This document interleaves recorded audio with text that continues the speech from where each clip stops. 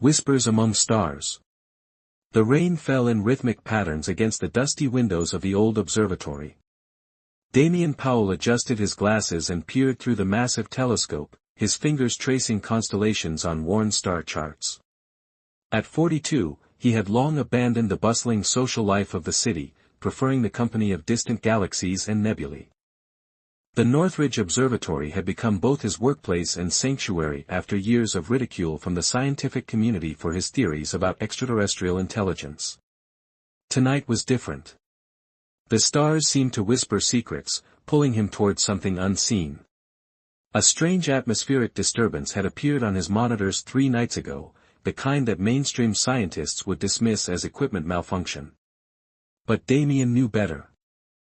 "There's something out there," he murmured, adjusting the calibration. "Something they don't want us to see." A crash from the storage room startled him. Damian froze, listening. The observatory was isolated, perched on a hill 5 miles from the nearest town. Nobody came here, especially not at midnight during a thunderstorm.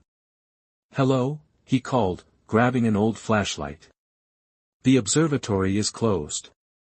Another sound, a soft whimper this time. Damian crept toward the storage room, heart pounding.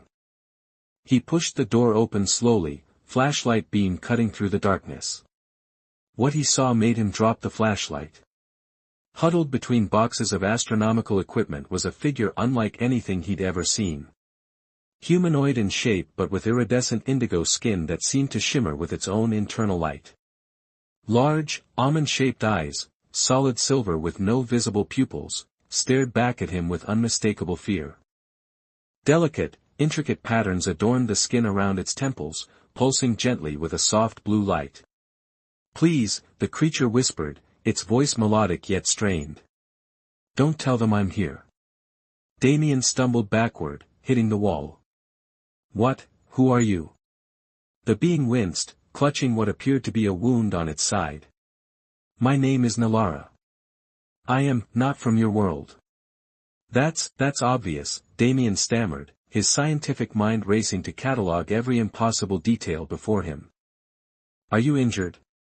Nalara nodded slowly. "Your people, some of them did this. The ones in dark uniforms." Military, Damian thought. Of course they'd be involved if an alien actually landed on Earth. "Why are you here?" "In my observatory." "Your signals," Nalara said, gesturing weakly toward the telescope room. "For years, you've been sending messages to the stars.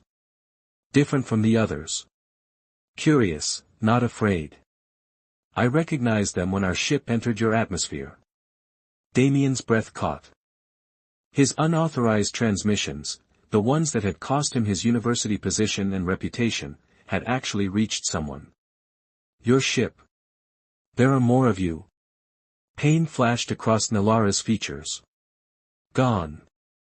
They left when your military attacked our delegation. I was separated during the chaos. Left behind." Her silver eyes clouded. "They cannot return for 90 of your Earth days. Protocol for hostile encounters." The revelation struck Damian like lightning.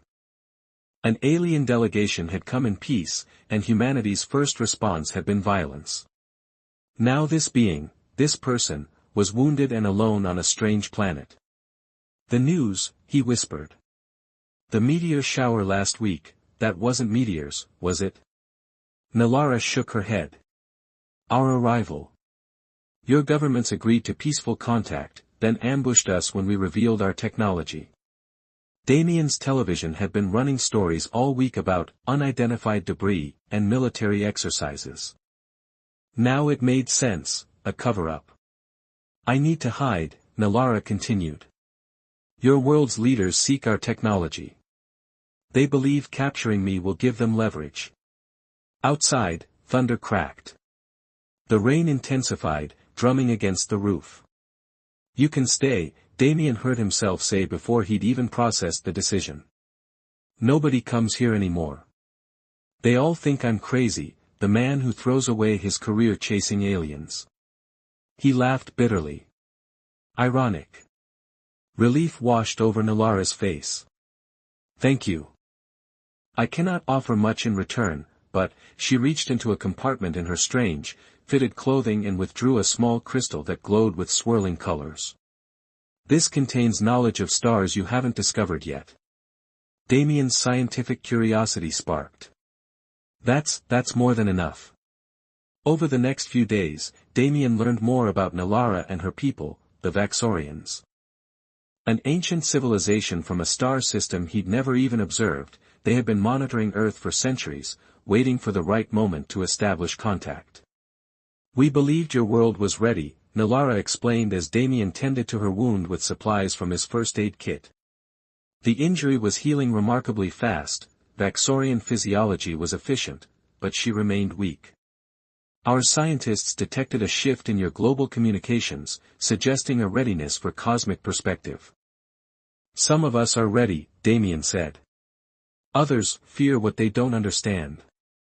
As the days passed, Damien found himself captivated not just by the wealth of astronomical knowledge Nalara shared, but by her perspective on existence itself. Vaxorians experienced emotions differently, more like waves than distinct feelings, and their society functioned without concepts like money or borders. Your isolation puzzles me, she told him one evening as they gazed at the stars through the observatory's dome. You separate yourself from your kind to study the universe, yet you seem to understand connection better than most. Damien smiled sadly.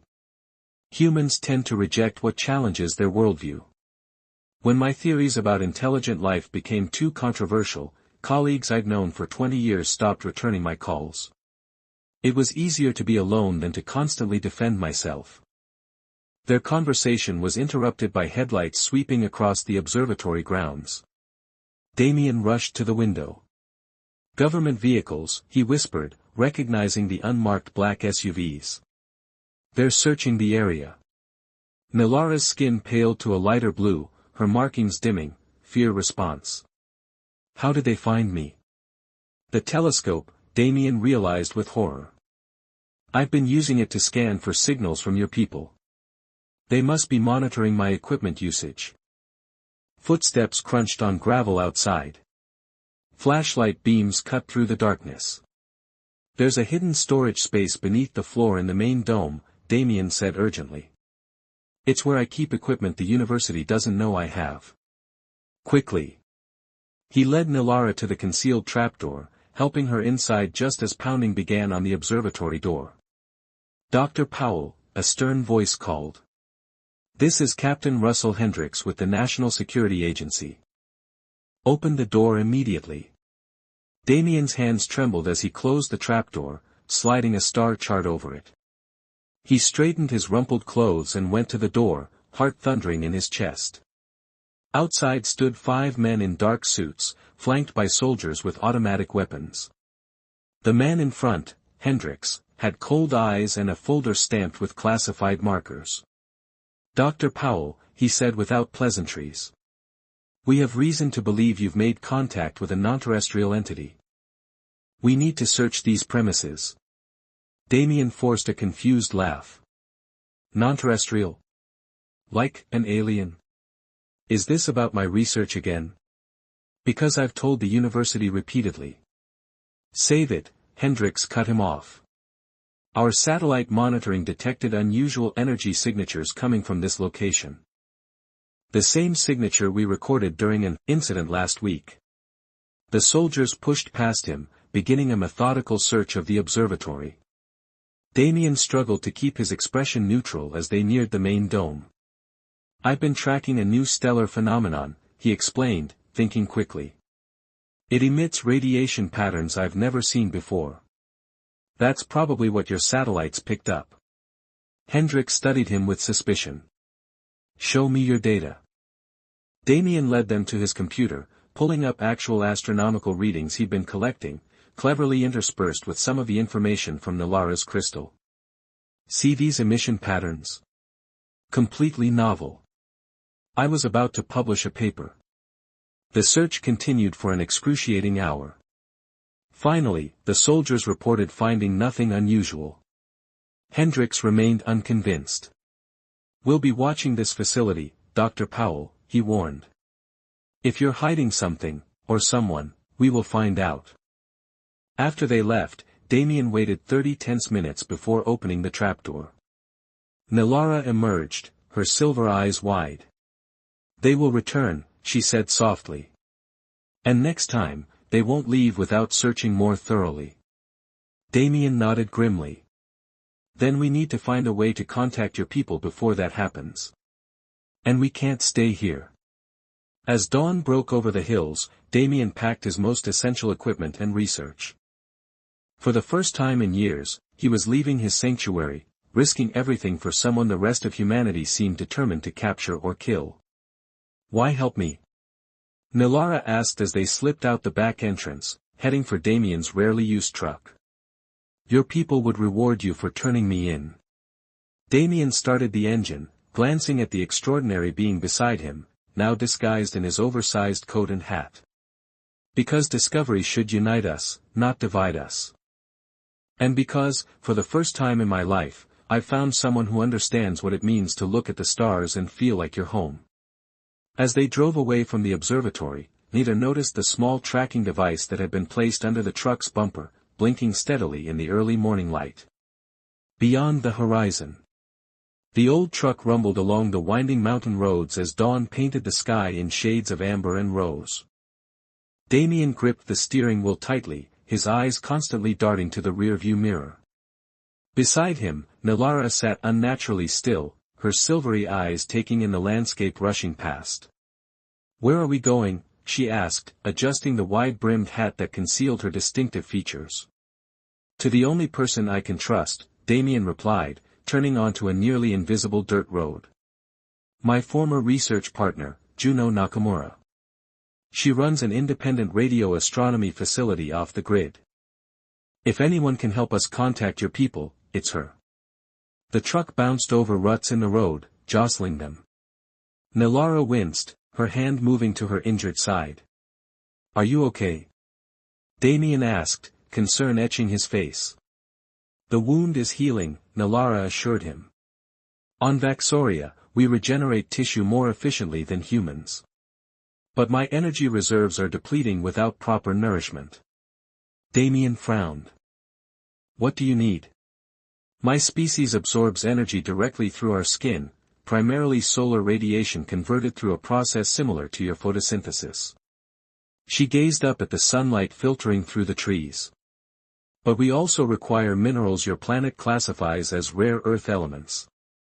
"That explains why your delegation revealed your technology," Damien realized. "You were hoping to establish trade for those minerals." Nilara nodded sadly. "We offered advanced medical technology in exchange for mining rights.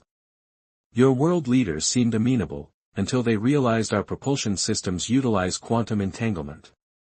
Then the meeting changed." They lapsed into silence as the truck climbed higher into the mountains. After an hour of driving, a clearing appeared, revealing a cluster of geodesic domes surrounded by massive satellite dishes. "Echo Station," Damien announced. "Juno built it after the university cut our funding. She inherited family money and decided to continue our work independently." As they approached, a tall woman with streaks of gray in her black hair emerged from the central dome, a shotgun resting casually against her shoulder. When she recognized Damien, her stern expression softened slightly. 8 years of silence, and you show up unannounced." Juno called out as they parked. "The world must be ending." "It might be," Damien replied grimly, stepping out of the truck. "We need your help, Juno." Her eyes narrowed at "we," then widened dramatically as Nilara emerged from the passenger side, the hat slipping to reveal her indigo skin and luminescent markings. "My God," Juno whispered, lowering the shotgun. "You weren't crazy after all." Inside the main dome, Juno's initial shock gave way to scientific fascination as Damien explained their situation. The interior resembled a high-tech command center, with monitors displaying various astronomical data and communications equipment humming softly. "So the government's hunting you both," Juno summarized, pouring coffee for herself and Damien. And we need to send a message to a ship that's currently hiding somewhere beyond Mars. The Vaxorian vessel is cloaked within your asteroid belt, Nilara clarified, studying the star charts displayed on Juno's screens. But they maintain passive sensors. A precisely modulated signal on the correct frequency would reach them. Juno nodded thoughtfully. My array isn't as powerful as some, but it's designed for focused transmission. The challenge will be avoiding detection by the very agencies looking for you. Could we piggyback on an existing transmission? Damien suggested. Hide Nilara's signal within normal radio astronomy traffic. Clever, but risky, Juno replied. Though not as risky as harboring an extraterrestrial fugitive. She turned to Nilara. No offense. None taken, Nilara replied with a slight smile, a human gesture she had picked up from Damien. As Juno began calibrating her equipment, Damien noticed something blinking under the truck through the dome's window. His blood ran cold. Juno, stop, he said urgently. Check my truck for tracking devices. Now. 20 minutes later, they stared at the small black device on Juno's workbench. Military grade, she confirmed grimly. They've been following you since the observatory. Then they're already on their way, Damien realized. We need to move fast. Juno's fingers flew across her keyboard. I've got a plan. My system can send automated transmissions. I'll program it to continue normal operations after we leave, make them think we're still here while we use the portable equipment to transmit from somewhere else. Where? Damien asked. Juno pointed to a topographical map on her wall. Harker's Peak. Highest point in the region, minimal electronic interference, and a maintenance road all the way up. As they hastily packed essential equipment into Juno's rugged all-terrain vehicle, Nilara suddenly collapsed, her skin fading to a dull blue. Damien rushed to her side. What's happening? He asked desperately. Energy, depleting faster than anticipated, she whispered. The injury, and Earth's atmosphere filters too much of your sun's radiation. Juno disappeared into a storage room, returning with a case of specialized equipment. Rare earth minerals for signal amplification, she explained, extracting several shimmering crystals. Will these help? Nilara's eyes widened. Yes, perfect. They watched in amazement as she placed the crystals against her skin, which seemed to absorb them directly. Color returned to her face, the markings brightening. Thank you, she said, standing more steadily. This will sustain me until we reach the peak. They departed just as distant helicopter sounds echoed through the valley. Juno drove expertly along logging roads, avoiding main routes, while Damien assembled the portable transmission equipment in the back seat. Nilara studied the Earth vegetation with fascination despite their dire circumstances. Your planet has such diversity, she remarked, watching a hawk circle overhead. On Vaxoria, our ecosystem is more uniform, adapted to higher radiation and mineral concentrations. Is it beautiful? Damien asked, momentarily distracted from his work. Different, Nilara replied thoughtfully. Beauty is a universal concept, but its expression varies. I find Earth chaotic but captivating, like your species. Their eyes met briefly before Juno interrupted. Save the interplanetary cultural exchange for after we've evaded the government death squad, okay? As they ascended Harker's Peak, the valley spread out beneath them like a verdant tapestry. Juno parked at the summit, where a small weather station provided perfect cover for their activities. Working together, they assembled the transmission array, with Nilara providing precise specifications for the signal. The sun began to set, casting long shadows across the mountainside. Almost ready, Juno announced, connecting the final components. Once we transmit, though, every agency with a radio telescope will know exactly where we are.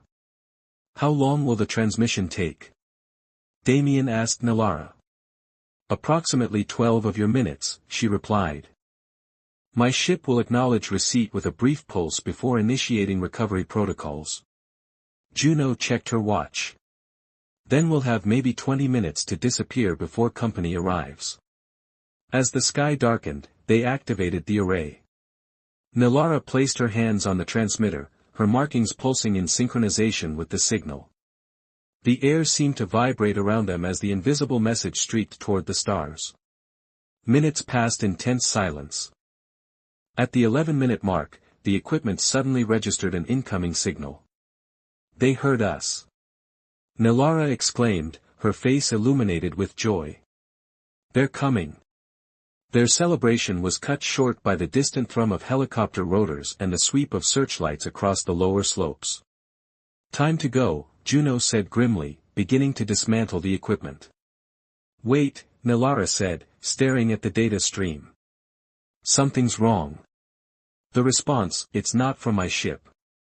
Damien leaned over her shoulder, studying the unfamiliar patterns. What is it? A message, but the encryption. Her voice faltered. It's from the Vaxorian High Command. To your government. Before they could process this revelation, floodlights suddenly bathed the peak in harsh white light.